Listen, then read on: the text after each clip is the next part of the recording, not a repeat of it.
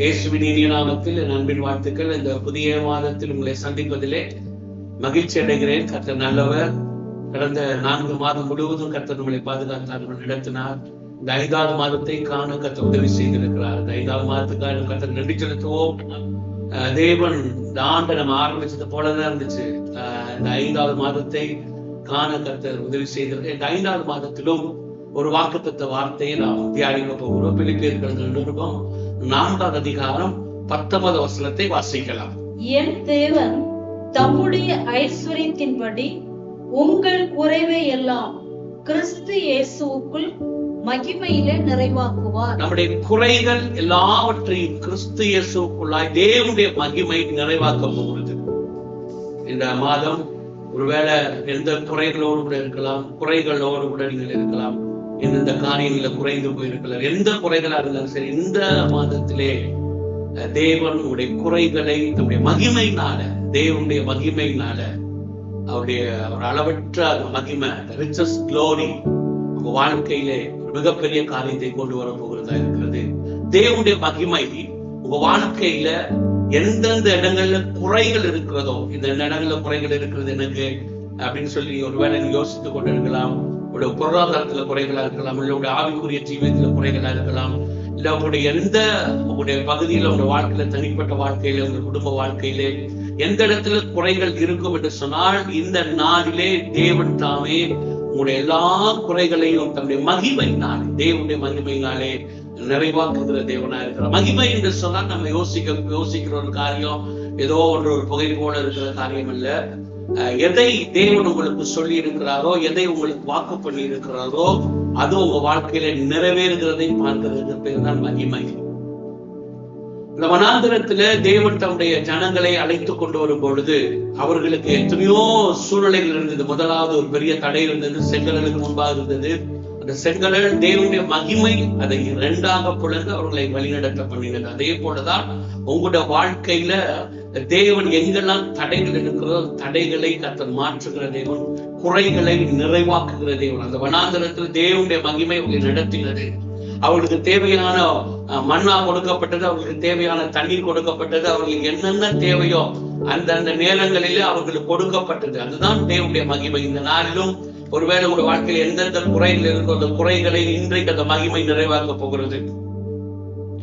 வேதத்திலே நம்ம நிறைய மகிமை, தேவனுடைய மகிமை வெளிப்பட்டது, தேவனுடைய மகிமை வெளிப்பட்டிருக்கிறது நம்ம பார்க்க முடியுது. ஒரு வசனத்தை நான் வாசிக்க விரும்புகிறேன். ஆகாய தீர்க்கதரிசியின் புஸ்தகம் 2வது அதிகாரத்துல இப்படி ஒரு வசனம் இருக்கிறது தேவனுடைய மகிமை குறித்து. ஆகாய தீர்க்கதரிசியின் புஸ்தகம் 2வது அதிகாரத்திலே 5வது வசனத்திலிருந்து வாசிக்கலாம். நீங்கள் எகிப்திலிருந்து புறப்படுகிற பொழுது நான் உங்களோடு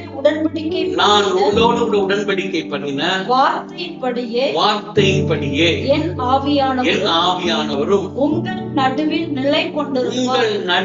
நிலை கொண்டிருக்கிறார். பயப்படாதீங்க. சேனைகளின் கர்த்தர் சொல்லுகிறார், கொஞ்ச காலத்துக்குள்ளே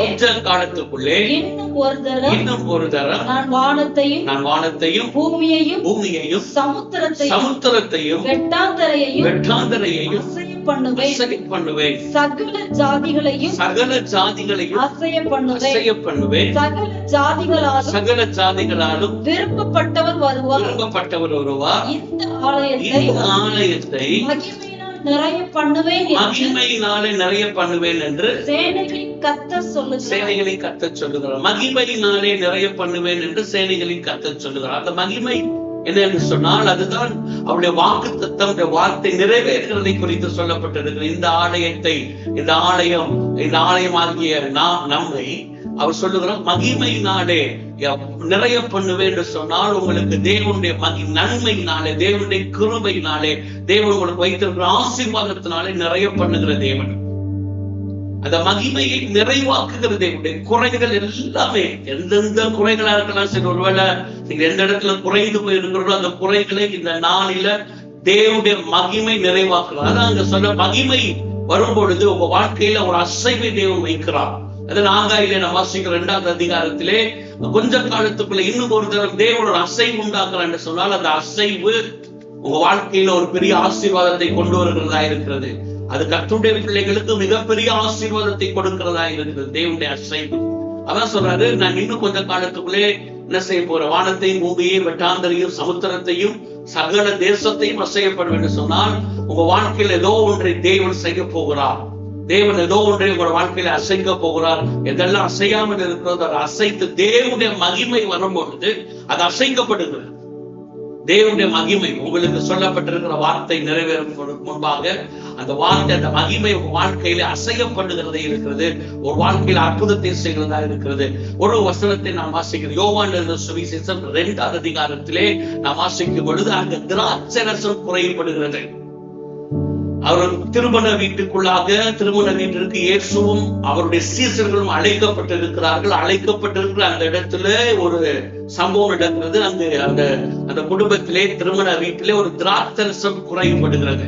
இந்த திராட்சரசம் குறைவை அவருடைய தாயார் சொல்லுகிறார்கள். திராட்சரசம் அவர்களுக்கு குறைந்திருக்கு என்று சொல்லும் பொழுது இயேசு சொல்லுகிறார், இன்னும் என்னுடைய வேலை வரவில்லை என்று சொன்னார். அதுக்கு பிறகு நாம் அந்த சம்பவத்தை வாசிக்கிறோம். அங்கு ஒரு கற்சாடிகளே இருக்கிறதை பார்க்கிறோம். வசனத்தை வாசிக்கலாம். யூதர்கள் தங்களை சுத்திகரிக்கும்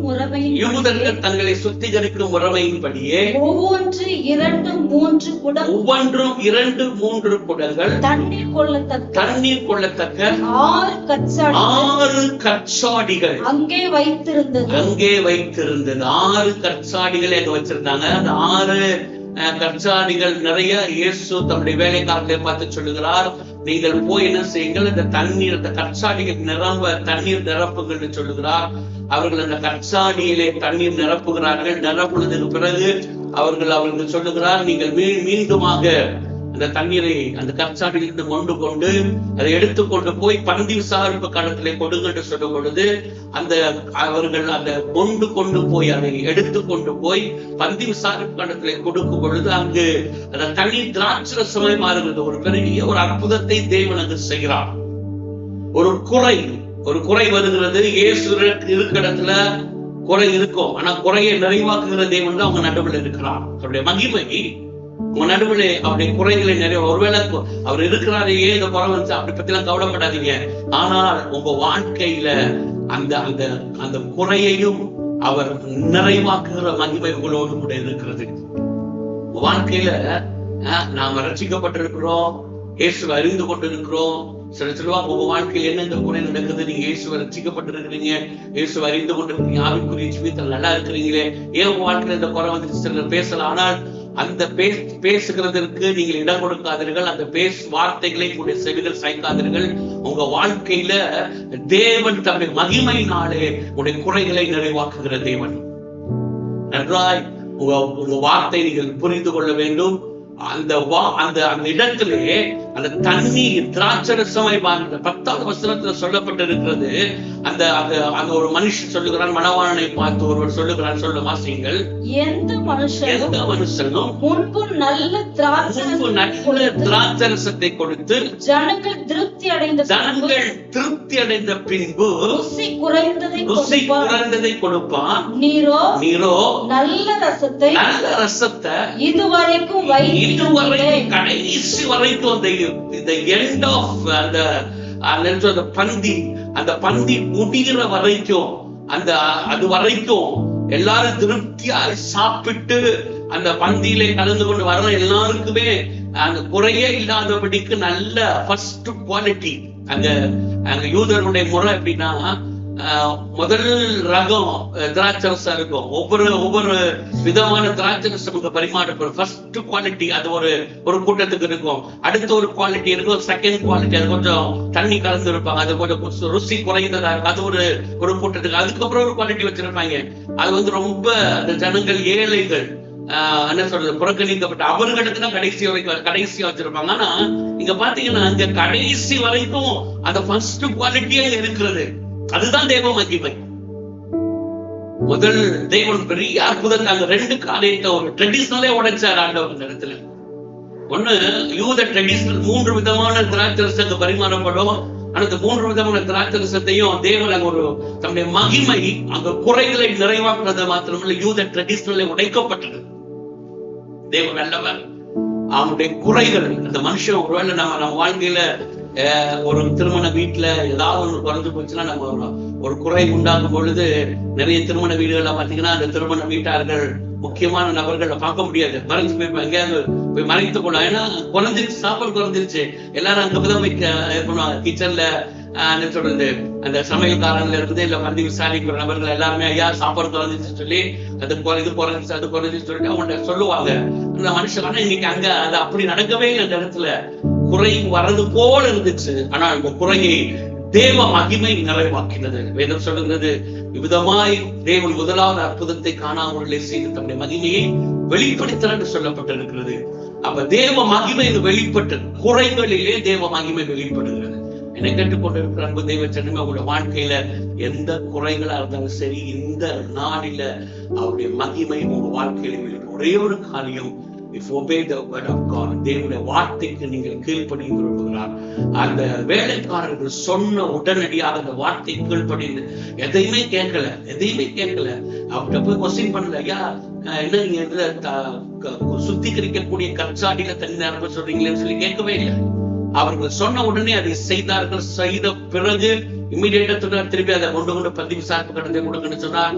அதை அப்படியே அவர்கள் கேட்டார்கள். கேட்ட உடனடியாக அவருடைய வாழ்க்கையில் மிகப்பெரிய அற்புதத்தை அந்த இடத்திலே நிகழ்ந்ததை நாம் பார்க்க முடியும். தேவனுடைய மகிமை, இந்த வார்த்தை நீங்கள் கீழ்ப்படியும் பொழுது, தேவனுடைய வார்த்தைக்கு நீங்கள் விசுவாசியுங்கள், அந்த வார்த்தை நம்புங்கள், உங்க வாழ்க்கையில குறைகள் நிறைவாய் மாறப்போகிறது. இன்றைக்கு இந்த செய்தியை கேட்கிற நேரத்திலே நீங்கள் விசுவாசிப்பீங்கன்னு சொன்னா, என் குறைகள் தேவனுடைய மகிமை நிறைவாக்கும். அந்த ரிச்சஸ் க்ளோரி, தேவனுடைய இயேசு கிறிஸ்துடைய அந்த ஐஸ்வர்யத்தின் மகிமை, மிகப்பெரிய மகிமை வாழ்க்கையில இந்த நாள் அந்த குறைகள் நிறைவாகும் என்று சொல்லி விசுவாசிப்பு என்று சொன்னால், உங்க வாழ்க்கையில மிகப்பெரிய அற்புதத்தை நீங்கள் பார்க்க முடியும். ஒரு வசனத்தை நான் உங்களுக்கு திரும்ப நினைப்பூட்ட விரும்புகிறேன். ஏசாயா தீர்க்கதரிசியின் புஸ்தகம் 60வது அதிகாரம் 5வது வசனத்தை வாசிக்கலாம். அப்பொழுது நீ அதை கண்டு ஓடி வருவாய், உன் இருதயம் அதிசயப்பட்டு பூரிக்கும். தேவனுடைய மகிமை ஏசாயா 60வது அதிகாரத்திலே 1வது வசனத்திலிருந்து வாசிங்கள். எழும்பி பிரகாசி, ஒளி வந்தது, கர்த்தருடைய மகிமை உன்மேல் உதித்தது. இதோ இருள் பூமியையும் காரிருள் ஜனங்களையும் மூடுமா. ஆனாலும் உன்மேல் என்ன உதிப்பா? யார் உதிப்பார்? கர்த்தர் உதிப்பார். அவருடைய மகிமை உன்மேல் காணப்படும். அல்லேலூயா. இந்த நாள்ல வேதம் சொல்லுகிறது, இதோ என்ன சொல்லுதா? திருப்பி வாசிக்க அந்த வசனத்தை.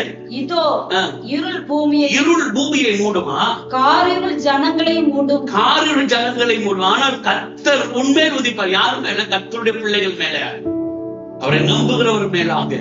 இருள் இந்த பூமியை, காரிருள் ஜனங்களை மூடும். ஆனா ஒன்னே ஒண்ணு நீங்க நல்லா தெரிஞ்சுக்கங்க, இந்த உலகத்துல எது மூடினாலும் சரி, குறைகளை நிறைவாக்குற தேவ மகிமை உன்னோடு கூட இருக்கிறது. நல்லா நீங்கள் அறிந்து கொள்ளுங்கள், கர்த்தர் உண்மையை உதிப்பாராம். அவர் உங்க மேல அவருடைய மகிமை வெளிப்படுகிறது. அவருடைய மகிமை வெளிப்படும் பொழுது உங்களுடைய இருதயம் அதிசயப்பட்டு பூரிக்கும். இந்த மாதத்திலே உங்க வாழ்க்கையில உங்களுடைய இருதயம் அதிசயப்பட்டு பூரிக்க போகிறது. இந்த வார்த்தையை நீங்க கேட்டுக்கொண்ட எல்லா இடங்களிலும் ஒரு வேற மாதிரி வித்தியாசமான சூழ்நிலைகள் இருக்கலாம். இருள் மூடிக்கொண்டிருக்கலாம், காரர்கள் மூடிக்கொண்டிருக்கலாம். ஆனால் அதை பத்தி பயப்படாதீங்க. கர்த்தருடைய பிள்ளைகள், கர்த்தரை அறிந்திருக்கிற பிள்ளைகள், அவர் நாமத்தை அறிந்திருக்கிற பிள்ளைகள் உயர்ந்த அடைக்கலத்தில் வைப்பேன் என்று சொல்லி இருக்கிற தேவன், அவருடைய நாமத்தை அறிந்திருக்கிற உங்களுக்கு ஒரு மிகப்பெரிய உயர்ந்த அடைக்கலம் வைக்கப்பட்டிருக்கிறது. அது மாத்திரமல்ல, உங்களுடைய இருதயம் அதிசயப்பட்டு குறிக்க போகிறது. உங்களுடைய இருதயம் அதிசயப்பட்டு குறிக்கும். எனக்கா இந்த காரியம் நடந்துச்சு, கர்த்தர் இந்த காரியத்தை வாழ்க்கையில, குடும்பத்தில, பிள்ளைங்களோட வாழ்க்கையில கர்த்தர் செய்திருக்கிறார்கிறதான ஒரு மிகப்பெரிய அதிசயப்பட்டு பூரிக்கத்தக்கதான காரியம் கர்த்தருடைய மகிமை உங்க வாழ்க்கையில செய்ய போகிறது. மகிமை அப்படின்னா திரும்பி நான் சொல்லுகிறேன், நிறைய நேரங்கள்ல நம்ம யோசிப்போம், ஏதோ ஒரு புகை மாதிரி வர்றது, இல்ல ஏதோ ஒரு சும்மா அப்படியே உடம்புல ஒரு ஆட்டு கீழே, அதெல்லாம் மகிமை. மகிமை என்கிறது உங்க வாழ்க்கையில தேவன் செய்ய போகிறதான, செய்து செய்கிற அற்புதமான ஒரு காரியத்துக்கு பேர் தான் மகிமை. இதைத்தான் தேவன் உங்க வாழ்க்கையில அற்புதமாய் செய்ய போகிறார். இதுதான் உங்க வாழ்க்கையில் நடக்க போகிறோம். உங்களுடைய இருதயம் அதிசயப்பட்டு பூரிக்க போகிறோம். உங்களுடைய இருதயத்தை தேவன் அதிசயமாய் நடத்த போகிறோம். உங்களுடைய இருதயம் பூரிக்க போகிறது. அந்த காரியத்தை கர்த்தர் வாழ்க்கையில தேவன் அற்புதமாய் செய்ய போகிறார். கேட்டுக்கொண்டு இருக்கிற அன்பு தெய்வ ஜனமே, இந்த நாள்ல உங்களுடைய எல்லா குறைகளையும் தம்முடைய ஐஸ்வர்யத்தின் மகிமைப்படி உங்க வாழ்க்கையில கிறிஸ்து இயேசுவுக்குள்ளாக உங்க வாழ்க்கையில எல்லாம் நிறைவாய் மாறப்போகிறது.